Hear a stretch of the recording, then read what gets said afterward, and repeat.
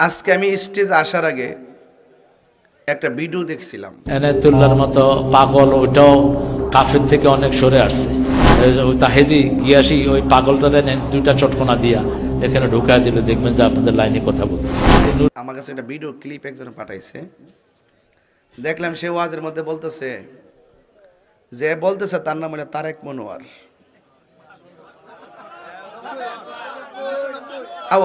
বাটফার করেন না, উনি একটা আরে 1990 করেন না, উনি তো একটা দলের আলেম, তো আমরা সম্মানিত কথা কই। তো উনি ওয়াজের মধ্যে আজকে বলতেছে, নতুন ওয়াজ, আগের ওয়াজ না, নতুন ওয়াজ। সে বলতেছে এনায়েতুল্লাহ আব্বাসী অনেক কুফরি টুফরি করছে, এখন বলে ঠিক হইছে।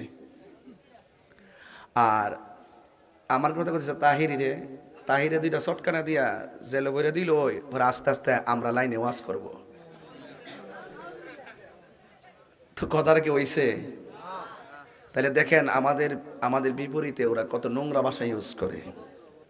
আমরা যখন জবাব দিই তখন তারা অনেক সময় রাগ করে। আমরা সুন্নিরা কখনো কাহারও গায়ে পড়ে ঝগড়া করি না। এরা এই জন্য সুন্নিরা যারা, আপনারা কখনো তাদের কথায় আপনারা কান দিবেন না। এই সমস্ত অপশক্তিগুলো কখনোই সুন্নিদের আপন ছিল না। কথা বলেন ঠিক না বেঠে? চটকানা দিলেই ঠিক হয়ে যাবো গা? আমার কি চটকানা দিলে জেলে নিয়ে বড়লে, ওই জেলে নিয়ে বড়লে যত ধরনের ডলার এবং বান্ডেল দিলে আমি আমার আদর্শ লড়াইলাম? এটা তোমরা লড়াইতে পারো, সুন্নিরা লড়াইতে পারো না। এটা আপনাদের মধ্যে এই চরিত্র আছে, যেদিকে মেঘ সেদিকে ছাতা ধরেন, যেদিকে মেঘ সেদিকে ছাতা ধরেন। বিগত দিনে কেমনে চলছেন আমরা জানি না, কেমনে কেমনে বান্ডেল নিচে কেমনে চলছেন আমরা জানি না। একমাত্র সুন্নিরা কাহার কাছে বিক্রি হয়েছে না। কথা বলেন ঠিক না বেটি? তো এই জন্য তারা অনেক কিছু আমাদেরকে নিয়ে ধারণা করে। আর তারেক মনোয়ার সাহেব, উনি আমার বয়সে তো অনেক বড়, কিন্তু আমার জীবনে কত মিথ্যাবাদী দেখছি আর কত চাপাবাজ দেখছি।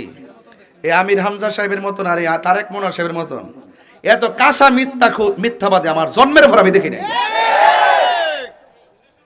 কথা ঠিক না বেটি? এখন আইসা আমরা নাম লই আবার বাইরে লওয়ার জন্য।